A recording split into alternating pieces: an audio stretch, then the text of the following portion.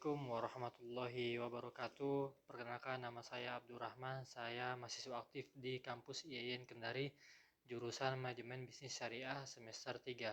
Di sini saya akan menjelaskan rangkuman dari materi 7 sampai materi 13. Ya, baik, di ringkasan materi 7 ini kita masuk di analisis perkembangan keputusan jangka pendek Production Aspect.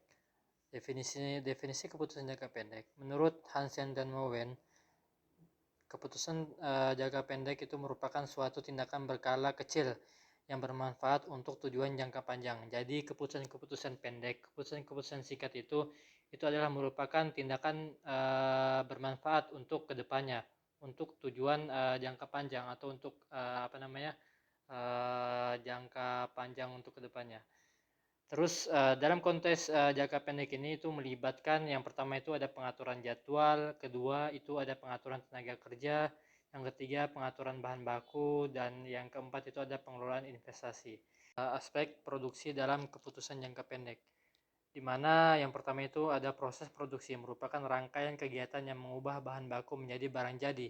Jadi proses-proses produksi itu kita mengubah bahan yang belum jadi atau bahan baku suatu barang itu menjadi barang jadi, menjadi barang yang layak untuk dijual. Terus yang kedua itu ada pengendalian kualitas. Kualitas produksi salah satu kunci yang mempengaruhi keputusan pelanggan. Jadi kualitas suatu produk itu adalah bagian terpenting dalam perusahaan. Karena apa? Karena itu adalah mempengaruhi pelanggan. Bagaimana pelanggan itu menilai produk kita itu kualitasnya bagus atau tidak. Nah, terus yang ketiga itu adalah kapasitas produksi, yang dimana jumlah maksimum produksi yang dapat dihasilkan dalam periode tertentu. Jadi berapa nih barang yang kita produksi itu, berapa kapasitasnya, berapa maksimal yang kita bisa produksi. Baik, kita sekarang masuk di ringkasan materi yang ke-8, yaitu Sistem Manajemen Biaya dan Activity Based Management atau ABM. Di mana pengertian sistem manajemen itu adalah di mana sistem manajemen biaya didefinisikan sebagai suatu kerangka kerja atau kegiatan perusahaan dengan memperlihatkan biaya operasional untuk kelangsungan perusahaan agar dapat bertahan di tengah persaingan sistem manajemen biaya. Huruf berintegrasi dengan semua aspek dalam perusahaan seperti sistem desain serta pengembangan. Selanjutnya itu tujuan dan manfaat biaya. Yang pertama itu sebagai bentuk perencanaan dan pengendalian bisnis. Yang kedua sebagai upaya peningkatan pelacakan biaya-biaya. Yang ketiga itu mengoptimalkan kinerja dan hidup suatu produk. Yang keempat ialah sebagai dasar dalam pembuatan produk. Selanjutnya itu ringkasan materi ke-9, yaitu standar costing dan pengukuran kinerja manajemen. Di mana pengertian standar costing adalah di mana metode akuntansi yang menggunakan biaya standar untuk menentukan harga pokok produksi tertentu. Biaya standar ini diterapkan sebelumnya berdasarkan asumsi kondisi operasi yang efisien dan normal. Di mana biaya standar ini kita harus lihat dulu nih kondisi operasional di dalam perusahaan itu bagaimana, apa saja, dan perlu penilaian terlebih dahulu untuk mengoptimalkan biaya perusahaan untuk operasi memproduksi suatu barang.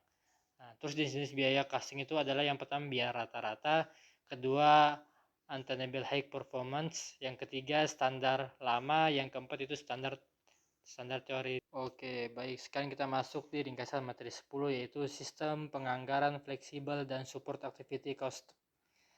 Yang dimana pengertian penggunaan fleksibel dan konsep support activity cost itu adalah anggaran yang dimana metode desain anggaran yang dapat menyesuaikan pengeluaran berdasarkan tingkat aktivitas atau volume. Selanjutnya, cara kerja sistem penganggaran fleksibel. Yang pertama itu identifikasi biaya tetap dari variabel. Yang kedua itu menghubungkan volume aktivitas dan biaya. Yang ketiga menyesuaikan berdasarkan perubahan pendapatan. Yang keempat itu ada struktur anggaran dasar, menengah, dan lanjutan. Yang kelima itu ada evaluasi efektif. Baik, kita masuk ke ringkasan materi 11, yaitu akuntansi pertanggungjawaban dan CMQ. Pengertian akuntansi pertanggungjawaban adalah di mana konsep akuntansi pertanggungjawaban menjadi pedoman Departemen Akuntansi untuk mengumpulkan dan melaporkan kinerja sesungguhnya kinerja yang diharapkan, dan selisih yang timbul dalam setiap pertanggungjawaban. Jadi akuntansi pertanggungjawaban ini adalah patokan atau sebuah yang paling penting di dalam perusahaan, di mana itu adalah menjadi pedoman bagi perusahaan untuk mengecek keuangan perusahaan ini betul-betul dikerjakan atau tidak, terus bagian pertanggungjawaban orang-orang keuangan terhadap kinerja-kinerja karyawannya gitu. Terus yang selanjutnya itu adalah pengertian Total Quality Management atau TQM, yang dimana disebut juga dengan manajemen mutu terpadu atau manajemen kualitas terpadu, adalah pendekatan manajemen pada suatu organisasi berpusat pada kualitas berdasarkan partisipasi semua anggotanya dan bertujuan untuk kesuksesan jangka panjang melalui kepuasan pelanggan dan manfaat bagi semua anggota organisasi dan masyarakat. Baik, yang kedua, ringkasan materi ke-12 itu adalah investment center dan transfer pricing, di mana pengertian investment center yaitu adalah suatu unit atau divisi dalam perusahaan yang tidak hanya bertanggung jawab atas pengendalian biaya dan pencapaian pendapatan, tetapi juga memiliki tanggung jawab penuh terhadap pengelolaan dan keputusan investasi aset yang digunakan untuk operasional unit tersebut. Jadi investment center ini adalah mempunyai pertanggungjawaban penuh terhadap yang berhubungan keuangan di bagian perusahaan. Selanjutnya itu peran investment center. Yang pertama itu adalah pengelolaan dan optimalisasi aset. Yang kedua, pengambilan keputusan strategis. Yang ketiga, peningkatan akuntabilitas dan kinerja keuangan. Yang keempat itu mendorong inovasi dan kreativitas. Yang kelima itu manajemen risiko. Baik, kita masuk di ringkasan materi terakhir, yaitu ringkasan materi 13, yang dimana yang berjudul Hybrid Product Costing. Pengertian hybrid costing adalah penetapan harga pokok campuran ini memadukan ide yang terdapat dalam job order costing dan proses costing, yang dimana sistem biaya dapat digunakan dengan perhitungan biaya dalam proses dan perhitungan biaya berdasarkan pesanan. Selanjutnya itu tujuan dari hybrid costing, yaitu pertama, memisahkan dan mengalokasikan biaya untuk produk individu dan kelompok.